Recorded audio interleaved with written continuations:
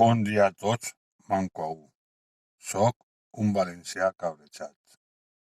Vull tornar a dir una paraula al meu diccionari. La vaig a fer en dos parts perquè la paraula ho mereix. La paraula és tercera via o tercerviistes. Tot ve del principi dels anys 80.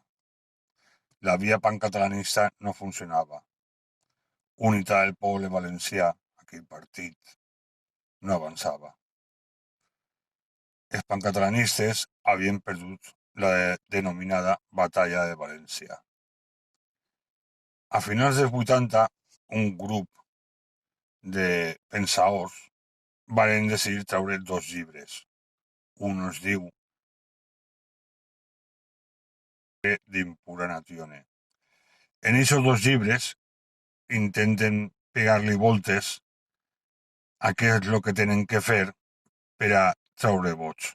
Perquè vos recorde que Unitat del Poble Valencià no arribava mai al 5% mínim per a poder ser elegits. Cada un d'aquests pensadors donava la seva imatge, però tots coincidien en unes certes idees.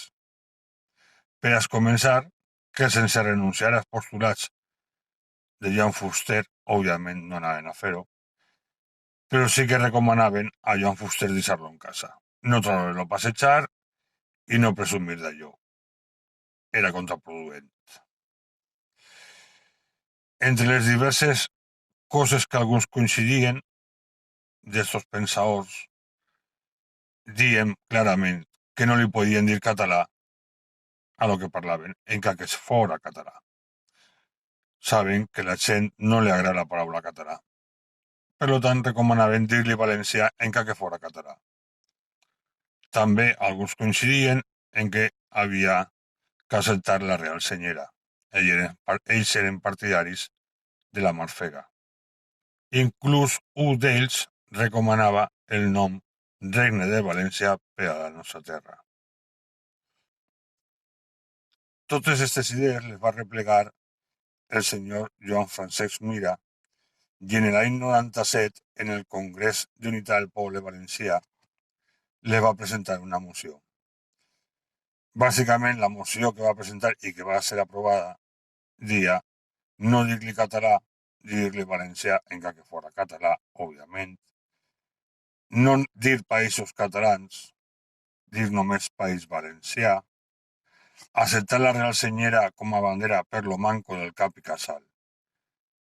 I la ponència se va aprovar i poquet a poquet ha anat fent camí i enganyant a la gent. I aquesta és la primera part.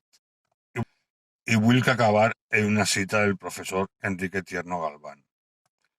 Mai la llengua catalana fruí d'un prestigi literari tan gran com el que aplegà la llengua valenciana en el seu segle d'or. Au, cacau.